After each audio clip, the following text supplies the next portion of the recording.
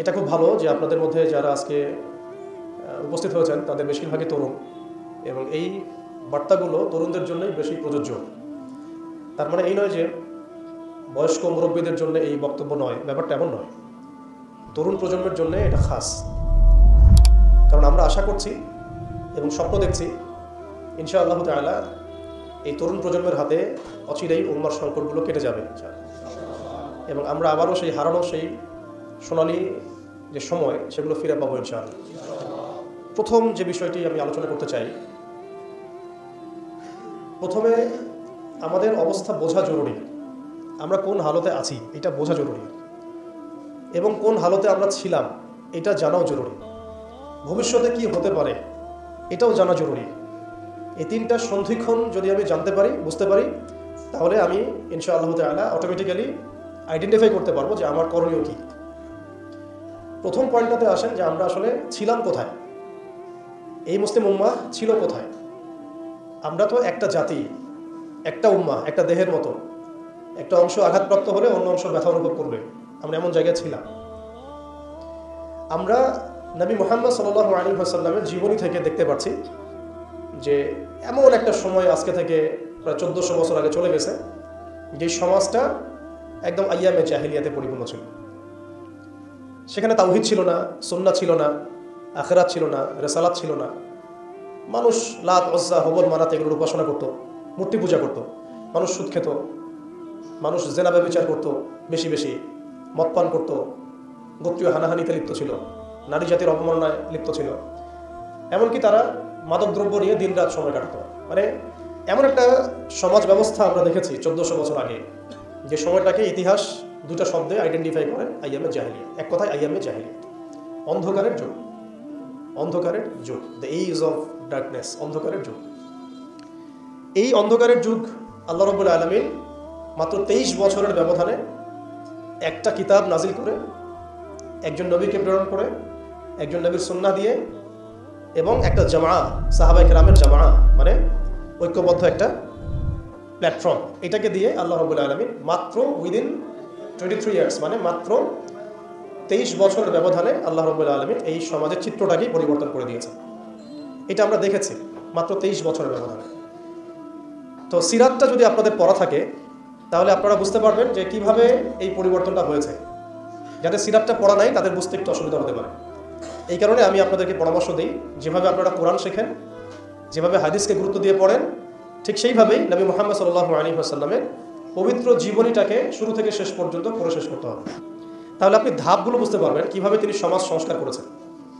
না হলে বুঝতে পারবেন না। কোরআনের একটা আয়াত থেকে আপনি নিজে নিজে একটা দলিল তো বের করতে পারবেন না, একটা হাদিস থেকে আপনি নিজে নিজে একটা দলিল তো বের করতে পারবেন না। সিরাতটা যদি মাথায় থাকে, পুরো সিরাত মোবারক, পবিত্র সিরাত, তাহলে আপনি বুঝতে পারবেন কোন সিচুয়েশনে নবী সাল্লাল্লাহু আলাইহি ওয়াসাল্লাম প্রেরিত হয়েছিলেন, কিভাবে শুরু করেছেন, কিভাবে সামনে গিয়েছেন, কোন প্রেক্ষাপটে কিভাবে তিনি রিয়্যাক্ট করেছেন, এবং কিভাবে আস্তে আস্তে এই দিনটা অল্প গুটি কয়েক মানুষ থেকে পুরো জাজিরাতুল আরবের মধ্যে ছড়িয়ে পড়েছে, প্রতিষ্ঠিত হয়েছে। এক কথায় দিন কায়েম হয়েছে কিভাবে, এটা বুঝতে হলে সিরাত লাগবে। এটা যদি আমরা 2 মিনিটের মধ্যে বলি, তাহলে প্রথমে নবী সাল্লাল্লাহু আলাইহি ওয়াসাল্লাম ওহী প্রাপ্ত হয়েছেন। সেই ওহীটা হচ্ছে কোরআন এবং হাদিস এবং সুন্নাহ, এবং সেই ওহী দিয়ে তিনি দাওয়াতের কাজ শুরু করেছেন। তিনি মানুষের দরজায় দরজায় যাওয়া শুরু করেছেন। মক্কায় 13 বছর নিরলস পরিশ্রম করে তিনি দাওয়াতের মেহনত অব্যাহত রেখেছেন, এবং দাওয়াতটা ছিল পরিপূর্ণ ইসলামের দাওয়াত, আংশিক দাওয়াত নয়। আমাদের দাওয়াত, তার দাওয়াতের মধ্যে কিছু পার্থক্য দেখা যায় অনেক সময়। তার দাওয়াত ছিল পরিপূর্ণ ইসলামের দাওয়াত, আমরা কিন্তু ইসলামের অংশ বিশেষ নিয়ে কথা বলি বেশি। এটা খেয়াল রাখতে হবে। তিনি দাওয়াতের কাজ করেছেন পরিপূর্ণ ইসলামের দাওয়াত, উদখুলু ফিস সিলমি কাফা, এর উপর আমল করার জন্য।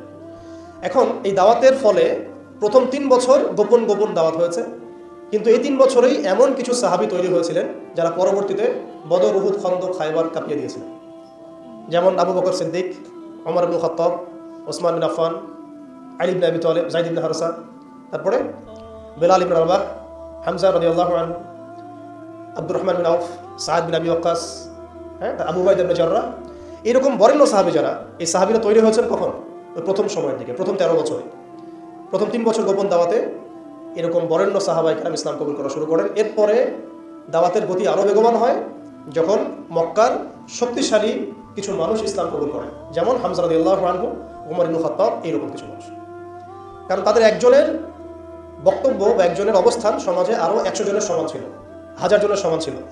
যখন সমাজে দাওয়াতের মধ্য দিয়ে প্রভাবশালী কিছু ব্যক্তি ইসলামের দিকে চলে আসে, তখন ইসলাম শক্তিশালী হয় এবং দাওয়াতটা বেগবান হওয়া শুরু হলো। দাওয়াত যত বেগবান হওয়া শুরু হলো, ততই কাফেরদের নির্যাতন বাড়তে থাকলো। দাওয়াত যত বেগবান হচ্ছিল, নির্যাতনের মাত্রা তত বাড়ছিল। আমরা বিপরীতভাবে বলতে পারি, নির্যাতনের মাত্রা যত বাড়ছিল, দাওয়াতও তত বেগবান হচ্ছে। আজকের বিষয় তাই হচ্ছে। ইসলামকে মুছে ফেলার যত চেষ্টা করা হচ্ছে, ইসলাম ততই ছড়িয়ে পড়ছে, আলহামদুলিল্লাহ। তো এই বিষয়গুলো সিরাত থেকে দেখবেন সব মিলে যাবে। ওই জাইয়ামে জাহিলিয়াতের বর্ণনা দিলাম, এখনকার বিশ্বে এই প্রত্যেকটা জাহিলিয়াত মজুদ আছে। প্রথমে জাইয়ামে জাহিলিয়াতের যে খাসলতগুলো বললাম, সেগুলো এখনকার বিশ্বে শতভাগ মজুদ আছে। এটা অনেক লম্বা আলোচনা। এখন তো মানুষ সরাসরি মুসলিমরা লাত, ওজ্জা, হবল, মানাতের ইবাদত না করলেও অদৃশ্য কিছু শিরকি মতবাদের ইবাদত করে, যেমন গণতন্ত্র, যেমন কমিউনিজম, ধর্মনিরপেক্ষতাবাদ, তারপরে জাতীয়তাবাদ, তারপরে এথিজম, নাস্তিকতা। এগুলো কিছু পশ্চিমা মতবাদ। এগুলো দেখা যায় না, ছোঁয়া যায় না, ভার্চুয়াল, ইনভিজিবল, কিন্তু এগুলো একটা আদর্শ। যে আদর্শগুলোর মধ্যে কুফর আছে, শিরক আছে, হারাম আছে, তাগুত আছে। সরাসরি মূর্তির সামনে সেজদা না করলেও অবচেতনভাবে মুসলিমরা আজকে এই মতবাদগুলোর পূজা করতেছে। এটাও শিরকের মধ্যেই পড়ছে, আংশিক হইলেও। কোনো কোনো ক্ষেত্রে যদি আকীদা ঠিক না থাকে, তাহলে পরিপূর্ণ শিরক হবে। এখন কথা হচ্ছে, এটা গেল মুসলমানদের অবস্থা। অমুসলিমরা তো মূর্তি পূজা করছেই। বিশ্বের বেশিরভাগ মানুষ এখন দেখা যাচ্ছে খ্রিস্টান ধর্মাবলম্বী, যারা ঈসা আলাইহিস সালামকে আল্লাহর পুত্র সাব্যস্ত করছে, নাউযুবিল্লাহি মিন যালিক। ইহুদিরা ওজাইর আলাইহিস সালামকে আল্লাহর পুত্র সাব্যস্ত করছে। আর মালউন যারা, মালউন মুশরিক, তারা কি করছে এটা তো আপনারা দেখতেই পাচ্ছেন। তারা লক্ষ কোটি দেবতার পূজা করছে, প্রকৃতি পূজা করছে। এর বাইরে আবার নতুন মতবাদ আসছে এখনকার বিশ্বে, নাস্তিকতা, যেটা এত এত উঁচু স্তরে ছিল না বিশ্বে কখনো। এই নাস্তিকতা দিন দিন এটা বাড়ছে আর বাড়ছে, বাড়ছে আর বাড়ছে। মানুষকে আল্লাহর দাসত্ব থেকে বের করে অন্য কোনো সত্তার দাসত্বের দিকে তারা নিয়ে যাওয়ার চেষ্টা করছে নাস্তিকতার আদলে। পরে দেখবেন, সামনে দেখবেন সেই সত্তা মাসিহুদ দাজ্জালের রূপে আত্মপ্রকাশ করবে ইনশাআল্লাহ তাআলা। এটাও সামনে হবে। এখন যাই হোক, ওই জাহালাতগুলো এখন দূর হয় নাই, বরং বহু উঁচু স্তরে এটা সমাজে ছড়িয়ে পড়েছে আরো। কারণ সে স্বর্ণযুগ থেকে আমরা বের হয়ে আসছি, সে স্বর্ণযুগ আমাদের এখন তো নাই। এখন ওই যে সুদ, এই সুদ এখন হয়েছে বিশ্ব ব্যবস্থার সুদভিত্তিক ব্যাংকিং সিস্টেম। একই সুদ, বরং তার চেয়ে ভয়াবহ। 90% মুসলিম সুদের সাথে সম্পৃক্ত, অলমোস্ট। হিসাব করে দেখেন আপনারা। থাকতে হবেই ওয়ার্ল্ড ব্যাংকের আন্ডারে, IMF এর আন্ডারে, ফেডারেল রিজার্ভ ব্যাংকের আন্ডারে। আর এই ব্যাংকগুলো বেসিক্যালি পশ্চিমাদের স্বার্থে তৈরি করা হয়েছে এবং এরাই ইসরায়েলকে টিকিয়ে রেখেছে। ইসরায়েলকে কিন্তু শুধুমাত্র আপনার সামরিক শক্তিতে টিকিয়ে রাখা হয় না, এদেরকে অর্থনৈতিক শক্তিতে টিকিয়ে রাখা হয়েছে। এবং শক্তিগুলো হাসিল করছে তারা এই ওয়ার্ল্ড ব্যাংক থেকে, IMF থেকে, আর খাস করে ফেডারেল রিজার্ভ ব্যাংক থেকে, যেটা 1800 শতকের শুরুর দিকে তারা চালু করেছিল আর কি। তো অনেক গভীর বিষয়গুলো। মূল কথা হচ্ছে, ওই সুদভিত্তিক অর্থ ব্যবস্থা এখন পর্যন্ত যায় নাই, বরং এখন ওয়ার্ল্ড ওয়াইড এটাকে আমরা বলি গ্লোবালাইজেশন হয়েছে। মাদক, সেটা কি থেমে গেছে? আইয়ামে জাহিলিয়াতের মাদক এখন বরং আরও উঁচু স্তরে আছে। কোন মুসলিম কান্ট্রি আছে যেটা মাদক মুক্ত? আরবের মধ্যেও দেখবেন মানুষ ওপেনে মাদক খাচ্ছে এখন, আরবের মধ্যেই। যারা গিয়েছেন, যাওয়া আসা করেন, তারা তো দেখেনি মাদক থেকে কে মুক্ত, কোন কোন ন্যাশনটা মুক্ত মুসলিমদের মধ্যে। বরং ইসলামিক কান্ট্রিগুলোতে মদকে সংবিধান দিয়ে হালাল করা হয়েছে। ইসলামিক কান্ট্রিগুলো বলি আমরা, যে তথাকথিত ইসলামিক কান্ট্রি, বাংলাদেশকে তো অনেক ইসলামিক কান্ট্রি মনে করে আর কি, ঠিক আছে? পাকিস্তানকে ইসলামিক কান্ট্রি মনে করে, ইরানকে ইসলামিক কান্ট্রি মনে করে, ঠিক আছে? জর্ডানকে ইসলামিক কান্ট্রি মনে করে, লেবাননকে ইসলামিক কান্ট্রি মনে করে। ইসলামিক কান্ট্রি আর ইসলামিক স্টেট এগুলো এক না বিষয়। মুসলিম সংখ্যাগরিষ্ঠ থাকলেই একটা রাষ্ট্র ইসলামিক স্টেট হয় না। মুসলিম সংখ্যাগরিষ্ঠ থাকলে একটা রাষ্ট্র কখনো ইসলামিক স্টেট হয় না। একটা রাষ্ট্র তখনই ইসলামিক স্টেট হয় যখন সেটা আল্লাহর আইন দ্বারা পরিচালিত হয়। তো বাংলাদেশ কি আল্লাহর আইন দ্বারা পরিচালিত হয়? সবাই জানি এটা হয় না। এটা হওয়ার ইচ্ছাও কি তাদের আছে? যারা লিডিং রোল প্লে করে তাদের তো ইচ্ছাও নাই, কারণ তারা মনে করেন ইসলামিক আইন দিয়ে যদি রাষ্ট্র চলে, তাহলে রাষ্ট্র নাকি মৌলবাদী রাষ্ট্র হয়ে যাবে, পশ্চিমারা রাগ করবে, আমেরিকা আব্বু মাইন্ড করবে, ভারত নাকি খেপে যাবে। এগুলো তারা মনে করে। এই জুজুর ভয় তারা আমাদেরকে দেখায়। এগুলো সব জুজুর ভয়। অথচ রাসূলুল্লাহ সাল্লাল্লাহু আলাইহি ওয়াসাল্লাম যখন মদিনা রাষ্ট্র কায়েম করেছেন, তখন বিশ্বে রোমানরা পরাশক্তি ছিল, পারস্যরা পরাশক্তি ছিল। মদিনা রাষ্ট্রের আয়তন এতটুকু ছিল, ছোট না, খুব বড় রাষ্ট্র ছিল না, ছোট একটা রাষ্ট্র, জনসংখ্যাও কম। মদিনার মধ্যে ইহুদিরা আছে, বনু কুরাইজা, বনু কাইনুকা, বনু নাজির আছে, পাশে আবার কিছু পত্তলিকও আছে। মদিনার ভিতরে আবার মুনাফিকরাও আছে। তাদের মানে তাদের অস্তিত্বের উপরেই মদিনা রাষ্ট্র কায়েম হলো এবং সেখানে আল্লাহ পাকের বিধান বাস্তবায়িত হলো। কই তখন তো আমরা এভাবে চিন্তা করি নাই যে রোমানরা খেপে যাবে, পার্সিয়ানরা খেপে যাবে। ওরা তখন সংখ্যার দিক থেকে, অস্ত্রের দিক থেকে, জনবলের দিক থেকে, মানে আপনার সার্বভৌমত্বের দিক থেকে মুসলিমদের চেয়ে অনেক শক্তিশালী ছিল। কিন্তু কোনো মুসলিম তো এভাবে চিন্তা করে নাই যে আল্লাহর জমিন, আল্লাহর আইন বাস্তবায়িত করলে ওরা আমাদের উপর খেপে যাবে, তেরে আসবে। আর আসলেই বাকি যে কয়েকবার তেরে আসছে সেই কয়েকবার তারা নাকামি চুবানি খেয়ে বিতাড়িত হয়েছে। আমরা সেই রোমানদেরকে ডিফিট করেছিলাম, সেই পার্সিয়ানদেরকে ডিফিট করেছি, সেই রোম সাম্রাজ্য, সিরিয়া, শাম এগুলো আমরা বিজয় করেছি, সে পারস্য আমরা বিজয় করেছি। যারা আমাদের এগেনস্টে দাঁড়ানোর চেষ্টা করেছে আল্লাহ পাক ধুলা মারি উড়িয়ে দিয়েছেন। কই তখন তো আমাদেরকে এত নেগেটিভ চিন্তা করতে হয় নাই, ব্যাকফুট চিন্তা করতে হয় নাই। এখন হয় কেন? বিকজ আমরা সেই ইমান, সেই তাকওয়া, সেই আকীদা, সেই আমল, সেই মানহাজের মধ্যে নাই। As simple as that. আমরা এখন সেই অবস্থায় নাই, ইমানের দিক থেকে, আমলের দিক থেকে, তাসকিয়ার দিক থেকে, জামাআর দিক থেকে। সবচেয়ে বড় কথা হচ্ছে দিন পালনের দিক থেকে, দিন বোঝা এবং পালন করার দিক থেকে আমরা ওই জায়গায় নাই।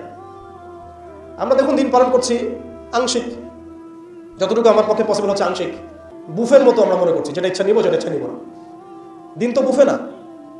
উদখুলু ফিস-সিলমি কাফা মানে হচ্ছে দিনে আপনাকে আমাকে পরিপূর্ণরূপে প্রবেশ করতে হবে। যখন যেটা আমার সামনে আসবে আমাকে সেটা করতে হবে। ফরজ হয়েছে নামাজ, নামাজ করতে হবে। যাকাত ফরজ হলে যাকাত দিতে হবে। হজ ফরজ হলে হজ করতে হবে।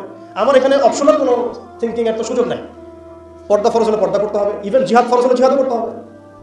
যেটা ফরজ হবে সেটা করতে হবে, যেটা ওয়াজিব সেটা করতে হবে, যেটা সুন্নাহ সেটা আমল করতে হবে। এখানে তো আমার অপশন নাই যে আল্লাহ আমি পর্দাটুকু বাদ দিয়ে দাও আমার জন্য, নাউজুবিল্লাহ, আমার জন্য মদটাকে হালাল করে দাও, নাউজুবিল্লাহ, আমার জন্য জেনাকে হালাল করে দাও, নাউজুবিল্লাহ। এটা কি সম্ভব? কিন্তু আমরা এই সিস্টেমগুলোর মধ্য দিয়ে আল্লাহর হালালকে হারাম করছি, হারামকে হালাল করছি।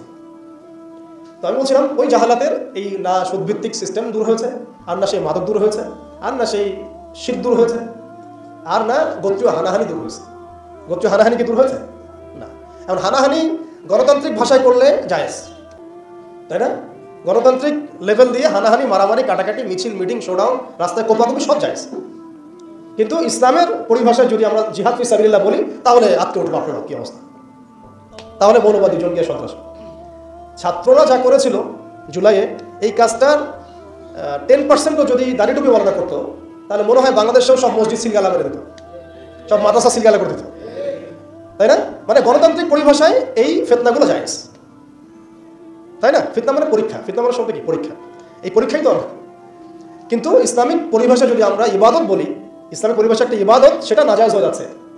আর গণতান্ত্রিক পরিভাষায় তথাকথিত এই গণতান্ত্রিক রাষ্ট্রে এবং গণতান্ত্রিক এই বিশ্বে এগুলোকে তারা জায়েজ করে নিয়েছে। আফ্রিকাতে যখন পশ্চিমারা হামলা চালায় গণতন্ত্রের নামে, এটা জায়েজ হয়ে যায়।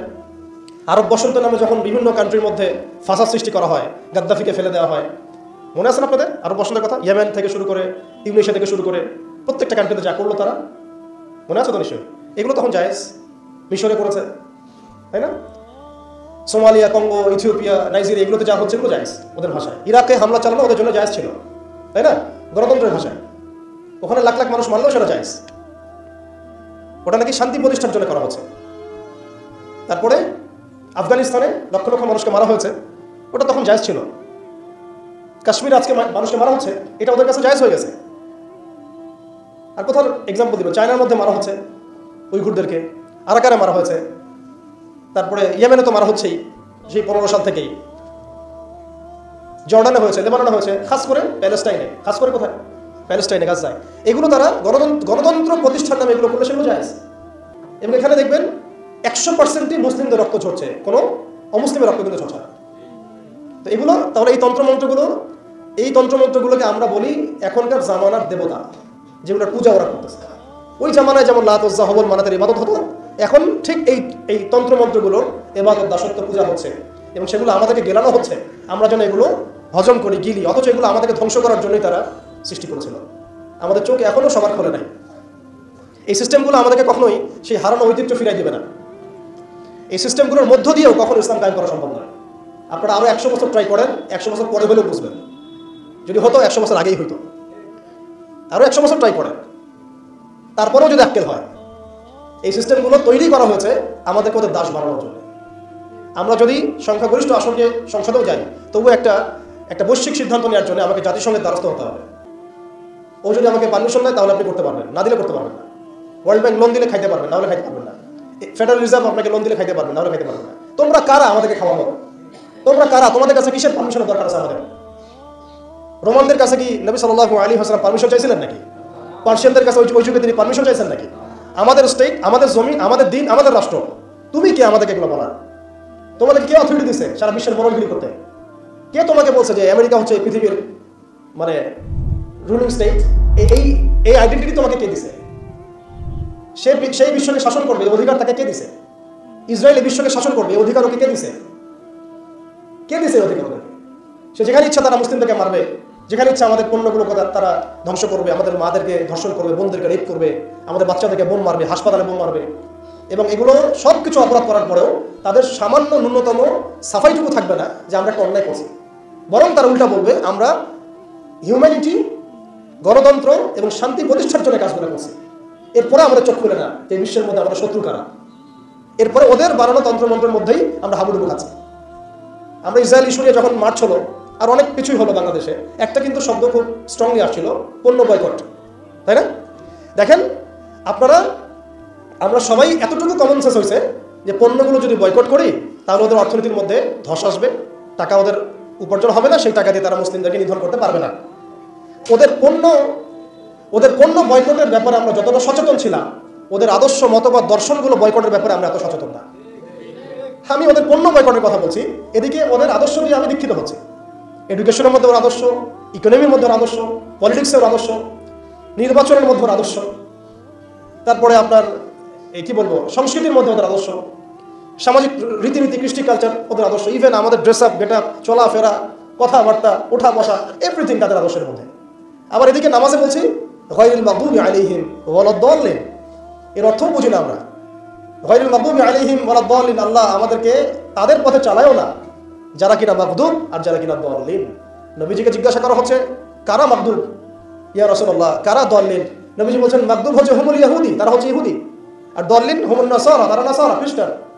প্রত্যেক নামাজে 17 বার পড়েন, প্রতিদিন 17 বার পড়েন ফরজ নামাজে কমপক্ষে, যে আল্লাহ আমাকে ইহুদিদের পথ থেকে বাঁচাও, খ্রিস্টানদের পথ থেকে বাঁচাও, ওদের আদর্শে আমাদেরকে চালায়ও না। আপনার আমার জীবনের প্রতিটা ডিপার্টমেন্ট এই আদর্শে দীক্ষিত। এমনভাবে আমরা অবচেতন মনে এদের দাসত্ব করছি, মনে হচ্ছে যেন এর বাইরে কোনো পথই নাই, কোনো পদ্ধতি নাই, যেন এর বাইরে কোনো আমাদের উদ্ধার পাওয়ার, উন্নতি করার কোনো রাস্তাই মনে হয় খোলা নেই। এরা আসছে কতদিন হলো পৃথিবীতে? আপনি বলেন তো আমাকে, এরা পৃথিবীতে আসছে কবে থেকে? এই পশ্চিমাদের যে দৌরত্ব, উত্থান, এটা কতদিন থেকে? 100 বছর, 150 বছর, 200 বছর, সর্বোচ্চ 300 বছর, সর্বোচ্চ 300 বছর যদি আপনি ফরাসি বিপ্লব থেকে হিসাব করেন, সর্বোচ্চ 300 বছর। 1400 বছর আগে নবী মুহাম্মদ সাল্লাল্লাহু আলাইহি ওয়াসাল্লাম যে ইনসাফ, যে ঈমান, আদালত, আমানত, ইসলামিক স্টেট, শরিয়া, ইমারা, খিলাফা কায়েম করে দিয়ে গেলেন। তারপরে 1200 বছর তো আমরা বিশ্ব চালাইছি। কত বছর? 1200 বছর। এই 1200 বছর আমরা বিশ্বকে চালাইছি। ওরা আমাদের রাষ্ট্রে থাকতো কর দিয়ে, জিজিয়া দিয়ে থাকতো, ওরা আমাদের রাষ্ট্রে জিজিয়া দিয়ে থাকতো। আমাদের ব্যাক টু ব্যাক জিহাদ হয়েছে ওদের সাথে, জিহাদ হয়েছে, কিতাল হয়েছে, ক্রুসেড হয়েছে। কখনো তো আমরা এরকম করে চিন্তা করি নাই। এটা নতুন ওয়ার্ল্ড অর্ডার আসছে, বিগত 200, 250, 300 বছর থেকে বিশ্বে একটা নতুন ওয়ার্ল্ড অর্ডার নিয়ে আসছে তারা। এবং এই ওয়ার্ল্ড অর্ডার তারা কায়েম করেছে একটা উদ্দেশ্যে, সেটা হচ্ছে তারা এই বাইতুল মুকাদ্দাস এবং হোলি ল্যান্ড, পবিত্র ভূমিটাকে লিবারেট করতে চায় এবং সেখান থেকে তারা দাজ্জালের শাসন কায়েম করতে চায়। বাস, খালাস, আর কিচ্ছু নাই। বিশ্বে যা কিছু হচ্ছে এটা কোনো না কোনোভাবে এর সাথে সম্পৃক্ত। ওদের জাতিসংঘ তৈরি করা, ওদের এই ব্যাংকিং সিস্টেম, ওদের এই পলিটিক্যাল সিস্টেমগুলা, খিলাফাকে ধ্বংস করা, মুসলিমদেরকে এইভাবে টুকরা টুকরা করে বিভক্ত করে ফেলা, মুসলিমদেরকে নিধন করা, ওদের সামরিক যে উন্নতি, হ্যাঁ, ওদের জনসংখ্যা, ওদের যে প্রযুক্তিগত উন্নয়ন, সব কিছু দেখবেন আস্তে আস্তে আস্তে আস্তে ওই বাইতুল মুকাদ্দাসে গিয়ে থাকবে। ওরা চায় ওই জায়গা থেকে বিশ্বকে শাসন করতে, ওরা চায় ওই জায়গা থেকে বিশ্বকে শাসন করতে। এবং ইসরায়েল নিজস্ব একটা রাষ্ট্র না, একটা প্রক্সি রাষ্ট্র। তাকে জন্ম দিয়েছে ব্রিটেন, ওকে ভরণ পোষণ দিয়েছে ব্রিটেন। তারপরে ওকে আজকে এই বড় করেছে, এই যৌবনে নিয়ে আসছে আমেরিকা, পশ্চিমারা। খালাস, ও একা কিছু ছিল না। কি উদ্দেশ্যে? কারণ তারা তাদের যে গন্তব্য সেটা সম্পর্কে সচেতন। তাদের ধর্মের মধ্যে এখনো লেখা আছে যে তালমুদ নামক কিতাবে যে শেষ জামানায় ওদের একজন মিসায়া আসবে। মিসায়া, আমরা বলি মাসিহ, তারা বলে মিসায়া। যে মিসায়া আসলে পরে তারা জেরুজালেম থেকে পুরো বিশ্বকে শাসন করবে। জেরুজালেম এক্স্যাক্টলি নাই, আসছে হোলি ল্যান্ড। তো হোলি ল্যান্ডের কেন্দ্র তো জেরুজালেমই আর কি। সেই হিসেবে বললাম হোলি ল্যান্ডটা কি মিশরের নীলনদ থেকে ইরাকের ইউফ্রেটিস নদী পর্যন্ত, মিশর থেকে ইরাক, এই পুরো জায়গাটা ওরা উন্মুক্ত করতে চায়। করতেছে কিনা একটু একটু একটু একটু করে তারা এই মিশনের দিকে হেঁটে যাচ্ছে। এবং যারাই ওদের পথে বাধা দেবে তাদেরকে তারা ধ্বংস করে ফেলবে। আরবের মুনাফিকরা এমনি তাদের তাবেদার হয় নাই, কারণ ওদেরকে তারা এই ভয়ে, জুজুর ভয় রেখে দিয়েছে। বিশ্বাস করেন, এই FBI, তারপর CIA, বাকি যারা যারা ওদের গোয়েন্দা সংস্থারা আছে, এরা সবাই কোনো না কোনোভাবে আরবকে নিয়ন্ত্রণ করছে। শুধু তাই না, ওদের আদলে প্রত্যেকটা সেকুলার মুসলিম কান্ট্রিকে সাধারণ হচ্ছে, ওই ধাঁচেই সামরিক বাহিনীগুলো কাজ করছে। তাদের মিশন আমরা সার্ভ করতেছি, তাদের মিশন মুসলিমরা সার্ভ করতেছে। ওদের ওয়ার্ল্ড ব্যাংক, IMF কিছুই করতে পারতো না যদি আরবরা তাদেরকে তেল না দিত। শুধু তেল দিয়েছে তাই নয়, বরং তারা একটা পেট্রো ডলার মনিটরিং সিস্টেম চুক্তি করেছে। পেট্রো ডলার মনিটরিং সিস্টেম, এটাকে আমরা বলি পেট্রো ডলার চুক্তি। এই চুক্তি ডলারকে বিশ্বের মানে লিডিং কারেন্সি বানাইছে। ডলারের কি মূল্য আছে যে আমাকে এত টাকা দিয়ে $1 কিনতে হবে? এটা পিছনে আছে পেট্রো ডলারের ইতিহাস। এই কারণে আজকে ডলার সারা বিশ্বকে ডমিনেট করতেছে। আপনি ডলারের বাইরে চিন্তাই করতে পারবেন না। ওয়ার্ল্ডে মাত্র 3টা কান্ট্রি আছে যে 3টা কান্ট্রি ওদের এই সিস্টেমের বাইরে থাকে, আর যারা থাকে তাদেরকে তো ওরা কত রকম চাপ দিচ্ছে এটা তো আপনারা জানেন। আশ্চর্যের বিষয় হচ্ছে 3টা মাত্র কান্ট্রির মধ্যে কোনো মুসলিম কান্ট্রি নাই, ইরান ছাড়া। যদি ইরানকে আমরা প্রপারলি ইসলামিক কান্ট্রি বলি না, কিন্তু ওই ইরানই ওদের বাইরে আছে। কিন্তু আরবের যারা সুন্নি কান্ট্রি তারা কেউ ওখানে নাই, মানে আরবের সুন্নি কান্ট্রিরা তারা ওই চুক্তির ভিতরে আছে। ইরান, শিয়া তারা চুক্তির বাইরে আছে। তাহলে আমরা কোথায় শিক্ষা নিলাম? আমি এখানে ইরানের প্রশংসা করছি না, ইরানের কাছে আশা করার কিছু নাই। যত কিছুই বলুক আমি পারমাণবিক বোম মেরে দেবো, এই করবো সেই করবো, কিছুই করবে না। করলে আগে করতো, ইল্লা মাশাআল্লাহ। কথা হচ্ছে জানেন, ওই 3টা কান্ট্রির মধ্যে উত্তর কোরিয়া আছে। উত্তর কোরিয়ার মতো ছোট্ট একটা রাষ্ট্র, সে এই ওদের এই বলয় থেকে বেরিয়ে থাকতে পারে। আমাদের সাহস হয় না। আমাদের 57টা কান্ট্রি, কোটি কোটি জনগণ, খনিজ সম্পদ, তেল, গ্যাস, আর কি নাই, জনবল, সামরিক বাহিনী, প্রযুক্তি, ম্যান পাওয়ার সবই আছে। আমি বললাম শুধু ওই সিরাতের আদলে হাঁটি নাই, সিরাতের শিক্ষা থেকে আমরা শিক্ষা নেই নাই, ওই জজবা, ওই ইমান আমাদের মধ্যে থেকে চলে গেছে। আমরা ওই স্বপ্ন দেখাই বন্ধ করে দিয়েছি যে আমরা একসময় বিশ্বকে শাসন করতাম। এই স্বপ্নটা দেখাই বন্ধ হয়ে গেছে। মানুষ তো বাঁচেই স্বপ্ন নিয়ে যে আমি এরকম ছিলাম, আমাকে ওই জায়গায় যেতে হবে। মানুষ তো বাঁচেই একটা উদ্দেশ্য নিয়ে, গন্তব্য নিয়ে। আপনার লাইফের একটা গন্তব্য আছে, আপনি এই জিনিস অ্যাচিভ করতে চান এবং আপনি সেই পথে হাঁটছেনও, পরিশ্রম করছেন। আল্লাহ চাইতে একদিন আপনি অ্যাচিভ করবেন ইনশাআল্লাহ। কিন্তু যার লাইফে কোনো গোলই নেই, তাদের কি হবে? উম্মাহ আজকে এরকম একটা অবস্থায় আসছে। আমি এখানে আমভাবে সবার কথা বলছি না। যাদের স্বপ্ন দেখার তারা ঠিকই দেখছে, যাদের কাজ করার তারা ঠিকই করছে, তারা কেউ বসে নাই। যাদের জীবন দেওয়া তারা ঠিকই দিচ্ছে, যাদের প্রতিবাদ করার তারা ঠিকই করছে, যাদের জালেমের এগেনস্টে দাঁড়ানো তারা দাঁড়াচ্ছে কি না? সারা ওয়ার্ল্ডে যাদের এই জজবা আছে তারা ঠিকই কাজ করছে। আমি আমভাবে সবাইকে বোঝাই নাই, মেজরিটিকে বোঝাচ্ছি। তো যাদের কাজ করার তারা তো করছে, এবং যারা সফল হওয়ার তারা তো হবে ইনশাআল্লাহ। আল্লাহ পাক যেন আমাদের প্রত্যেক বিশ্বের বিভিন্ন জায়গায় আমাদের যে ভাইয়েরা দিন প্রতিষ্ঠার জন্য কাজ করছেন সবাইকে বিজয় দান করেন। এখন সময় আমাদের হাতে অল্প, আমি শেষ করবো এখান থেকে। এখানে আসেন, আমি যে কথাটা বলতে চাচ্ছিলাম যে সিরাতের আদলে নবী সাল্লাল্লাহু আলাইহি ওয়াসাল্লাম এইভাবে দাওয়াতের কাজ করার পরে সবর করে, ধৈর্য ধরে, প্রয়োজনে হিজরত করে, তারপরে আবার মদিনা রাষ্ট্র কায়েম করেছেন। তারপরে দাওয়াতের সাথে সাথে জিহাদ, কিতাল, এগুলোর মধ্য দিয়ে তিনি পুরা মক্কা বিজয় করলেন। এবং মক্কা বিজয়ে এই যে ভিত্তি, এর উপর দাঁড়িয়ে পুরা আরব বিজয় হলো। এবং এই ভিত্তির উপর দাঁড়ায় 4 খলিফা 30 বছর শাসন করলেন, তাই না? তখন কি ইসলাম এরকম সংকুচিত অবস্থা ছিল, দুর্বল অবস্থা ছিল? মোটেই না। বরং স্পেন থেকে এদিকে চায়না পর্যন্ত, এইদিকে আফ্রিকা থেকে নিয়ে পুরো সিন্ধু পর্যন্ত এই পুরো জায়গাটা আমাদের ছিল। সুবহানাল্লাহ।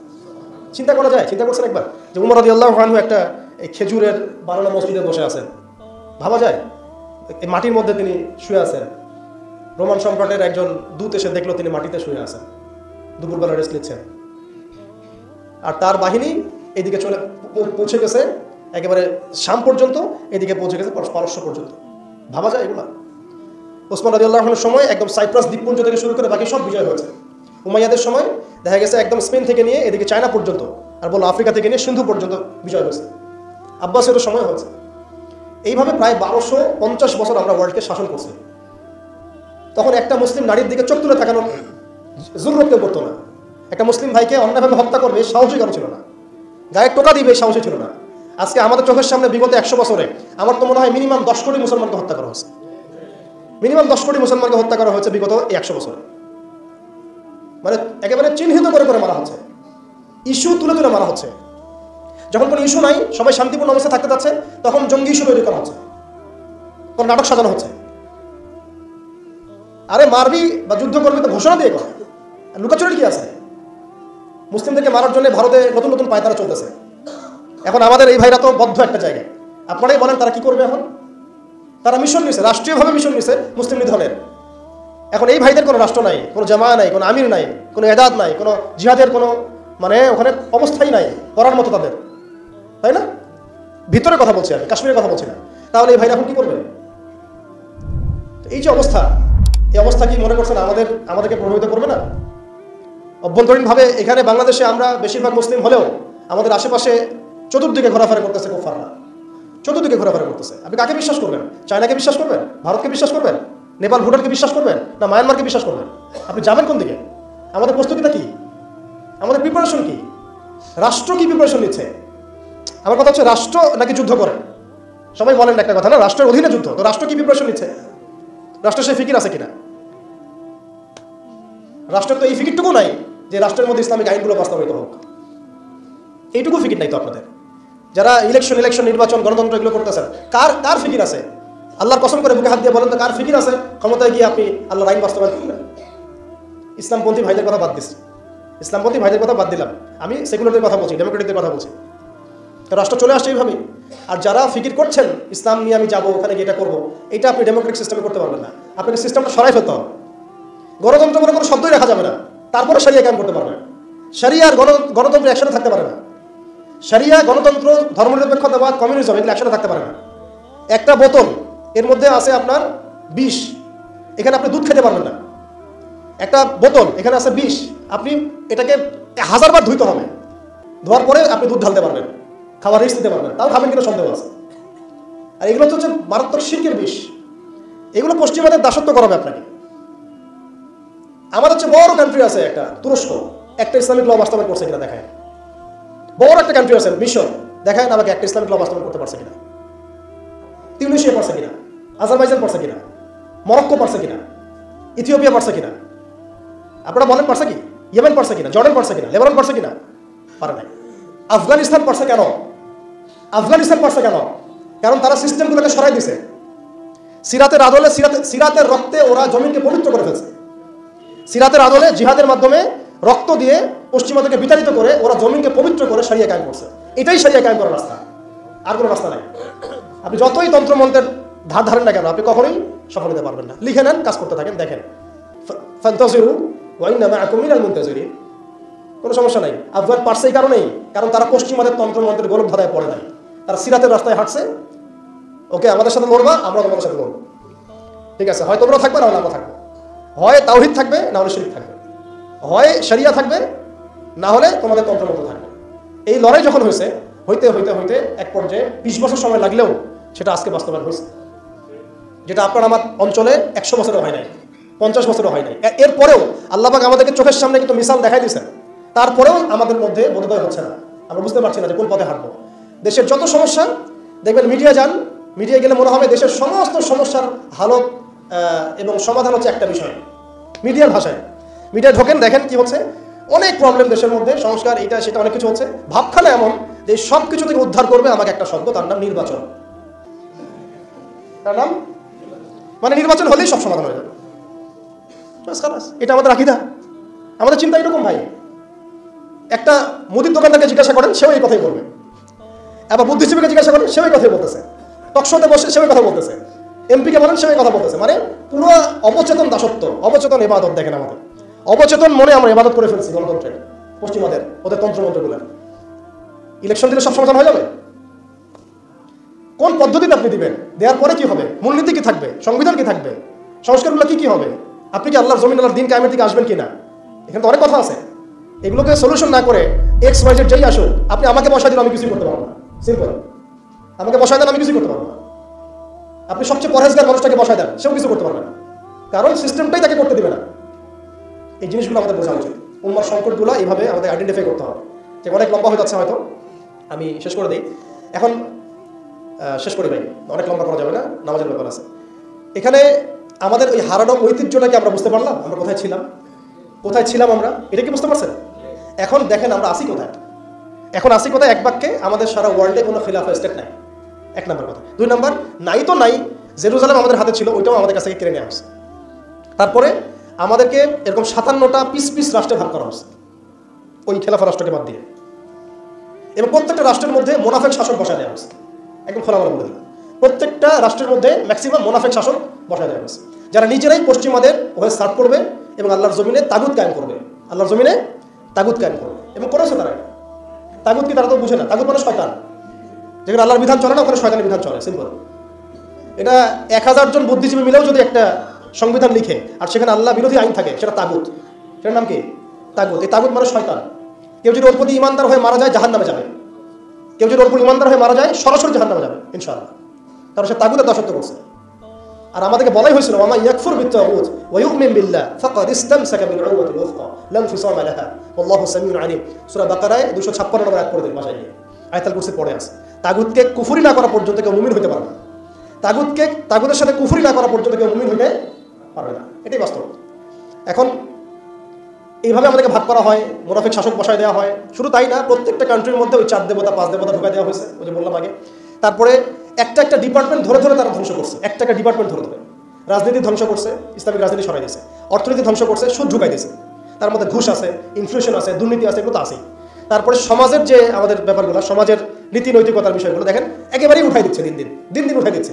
এখন নাকি আপনি স্ত্রীর সাথে সহবাস করলেও ধর্ষণ হবে। সুবহানাল্লাহ, কি অবস্থা! আর এদিকে আপনি পতিতালয়ে গেলে ওটা হচ্ছে শ্রমিকের কাছে গেছেন আপনি। কি বুঝাচ্ছে আমাদেরকে তাহলে? এটাই তো নাকি? তার তসলিমা নাসরিনকে আমরা এখান থেকে বিতাড়িত করছিলাম কেন? তসলিমা নাসরিনকে আমরা বিতাড়িত করছিলাম কেন? ঘুরে ফিরে তো সেটাই আসতেছে। আবার শুধু তাই না, এখন আবার লিঙ্গ চেক করতে হয়, সে কি নারী না পুরুষ না অন্যান্য। অন্যান্য মানে কি জানেন? অন্যান্য মানে কি ট্রান্স কিনা, ট্রান্সজেন্ডার চালু করে দেওয়া হলো। আর ভাই হজের নিবন্ধন করতে গেলেও দেখা যাচ্ছে অন্যান্য আসতেছে। কি বুঝাচ্ছেন আমাদেরকে তাহলে? মানে ট্রান্সজেন্ডারটাকে আপনারা ভিতরে ভিতরে এটাকে প্রমোট করে ফেললেন, লিগালাইজ করে ফেললেন।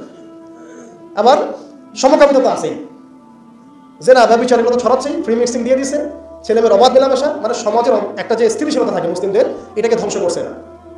এটাকে পশ্চিমারা এসে করছে, এখানে ওদের অনুগত দাসদেরকে দিয়ে করেছে। সমাজকে ধ্বংস করছে, অর্থনীতি ধ্বংস করছে, রাজনীতি ধ্বংস করছে, মিডিয়াগুলো ওদের হাতে নিয়ে নিছে। মিডিয়া হাতে নেওয়া মানে হচ্ছে মানে দিনকে ওরা রাত বানাই দেবে, রাতকে দিন বানাই দেবে। আর আপনারা তাদেরকে এত বিশ্বাসও করেন, অনেকে একটু ইসলামিক নিউজ করলে আপনারা বিশ্বাসও করেন। আসার সময় যে আমরা মাওয়া দিয়ে আসলাম, ওখানে দেখবেন একটা পোস্টার আছে বড় করে, সেটাতে লেখা আছে যে ওই যে আবু সাইদের ছবি দেওয়া আছে কি নতুন বাংলাদেশে স্বাগতম না এরকম কিছু একটা, নিচে লেখা আছে প্রথম আলো। দেখেন এদের চরিত্র দেখেন, এরা বিগত প্রায় শুরু থেকে এরা আজ পর্যন্ত এই তাগুতের সার্ভ করছে, ভারতের দালালি করছে, ফ্যাসিস্টের দোষক ছিল। এরা আমাদেরকে জঙ্গি বানাইছে, এরা বহু মানুষকে কারাগারে পাঠাইছে, এরা বহু মানুষের গুমের জন্য দায়ী, খুনের জন্য দায়ী, হত্যার জন্য দায়ী, ফাঁসির জন্য দায়ী। এরা আবার পাল্টি মারল পরিবর্তিত বাংলাদেশ। দেখছেন, এই হচ্ছে মিডিয়া অবস্থা। প্রত্যেকটা মিডিয়া ওরা হাতে নিয়ে নিছে, এবং এর সাথে প্রযুক্তিগত উন্নয়ন। আমি তো বলছিলাম যে মানে আমাদেরকে এইভাবে মনিটর করা হতো যে আমাদের ফোনে যদি আপনি একটা কল দেন, মেসেজ করে, তাহলে আপনি ট্রেস হয়ে যাবেন। এইভাবে মনিটর করা যায়। আপনি গোপনে আপনার স্ত্রীকে কি বলছেন সেটা তারা শুনতেছে আড়িপেতে, আপনি আমি জানি না। আপনি আপনার ওয়াইফকে ফোনে গোপনে কি বলতেছেন, কিছু আলাপ হতে পারে না, অ্যাডাল্ট হতে পারে কিনা, ওইটা তারা রেকর্ড করতেছে। সুবহানাল্লাহ। এখন টেকনোলজি এই জায়গায়, AI এখানে বসে একটা ক্লিক করবে, আপনাকে যদি ওইখানে শুট করতে চাই শুট করা যাবে। ড্রোন এসে আপনার কপালে গুলি মেরে দিয়ে চলে যাবে দূর থেকে। এই প্রযুক্তি দিয়ে এই ফিলিস্তিনে বহু মানুষকে মারা হচ্ছে এখন রাইট নাও। তো আমি বলতে চাচ্ছিলাম আমরা কোন জায়গায় আসছি, এই জায়গায় এখনকার হালত, আজকে এই জায়গায় তারা আমাদেরকে নিয়ে আসছে। এখন প্রশ্ন হচ্ছে যে এই ওদের যে মানে অগ্রগতি, আমাদের যে অধঃপতন, এই জিনিসটার জন্য কি শুধু তারাই দায়ী না আমরাও দায়ী আছি? শুধু কি তারাই দায়ী না আমরা দায়ী আছি? আমরা আমাদের আগে দোষগুলো খুঁজে বের করব, আমরা নিজেরা আমাদের আগে ল্যাকিংসগুলোকে খুঁজে বের করব। আপনি দেখবেন খুঁজতে থাকেন, প্রথম ল্যাকিংস পাবেন আপনি আমি, বেশিরভাগ মানুষই জীবনের মৌলিক উদ্দেশ্য থেকে সরে গেছে। আমরা দুনিয়াদার হয়ে গেছি ভাই। আমরা এই দুনিয়াতে এইভাবে থাকার জন্য আসি নাই। আল্লাহ পাক আমাদেরকে পাঠাইছেন এই দুনিয়াতে দুইটা কাজ দিয়ে। একটা হচ্ছে আল্লাহর ইবাদত করতে হবে এবং তার জমিনে দিন কায়েম করতে হবে। এখানে আমি অন্য কোনো উদ্দেশ্যে আসি নাই, আমরা মুসাফির এখানে সবাই। আল্লাহ পাক বলেছেন ওয়া মা খালাকতুল জিন্না ওয়াল ইনসা ইল্লা লিয়াবুদুন। আর ইন তানসুরুল্লাহ ইয়ানসুরকুম ওয়া ইউসাব্বিতু আকদামাকুম ওয়া লা তামুতুন্না ইল্লা ওয়া আনতুম মুসলিমুন। কতগুলো আয়াত আছে। ইন্নাল্লাহা লা ইউগাইয়িরু মা বিকওমিন হাত্তা ইউগাইয়িরু মা বিআনফুসিহিম। আয়াতের পর আয়াত বলা যাবে। আমাদেরকে এই দুনিয়াতে পাঠানো হয়েছে দুইটা কাজ, আমাদেরকে আল্লাহর ইবাদত করতে হবে এবং আল্লাহর জমিনে তার দিন কায়েম করতে হবে। এটা আমাদের কাজ, বাকি সবকিছু গৌণ, এগুলো মুখ্য কাজ, মেইন। এবং আমাদেরকে দিন দেওয়া হয়েছে কেন? হুয়াল্লাযী আরসালা রাসূলাহু বিল হুদা ওয়া দীনিল হক লিইয়ুযহিরাহু আলা দ্বীনি কুল্লি। এই দিনটা আল্লাহ পাক দিয়েছেন এই কারণেই যাতে এই দিন অন্য সমস্ত দিনের উপর জয়লাভ করে। তো জয়লাভ কখন করবে? যখন আমরা ফিকির করবো তখন। এটা কি আব্রাহার যুগ যে আবাবিল পাখি এসে পাথর ছুড়বে? বলেন, এখন পাথর আপনাকে আমাকে ছুটতে হবে? এটা তো আব্রাহার যুগ নয়। নবী সাল্লাল্লাহু আলাইহি ওয়াসাল্লাম শুধু দোয়া দিয়েই কি সব হয়েছে? দোয়ার সাথে চেষ্টা করেন নাই তিনি? এমনকি বদর যুদ্ধের দিনও তিনি কূপ দখল করলেন, ভালো জায়গাটাতে শিবির গাড়লেন, সৈন্য বিন্যাস করলেন, সবকিছু যখন ঠিকঠাক মতো হয়ে গেল, তারপরে বৃষ্টি আসলো আল্লাহর পক্ষ থেকে, তিনি দোয়া করা শুরু করলেন। এই দোয়ায় আল্লাহ পাক ফেরেশতা নাজিল করলেন। আসসালামু আলাইকুম। ভিডিওটা যদি ভালো লাগে তাহলে ভিডিওতে একটা লাইক, কমেন্ট, শেয়ার এবং নতুন দর্শক হয়ে থাকলে অবশ্যই চ্যানেলটা সাবস্ক্রাইব করবেন।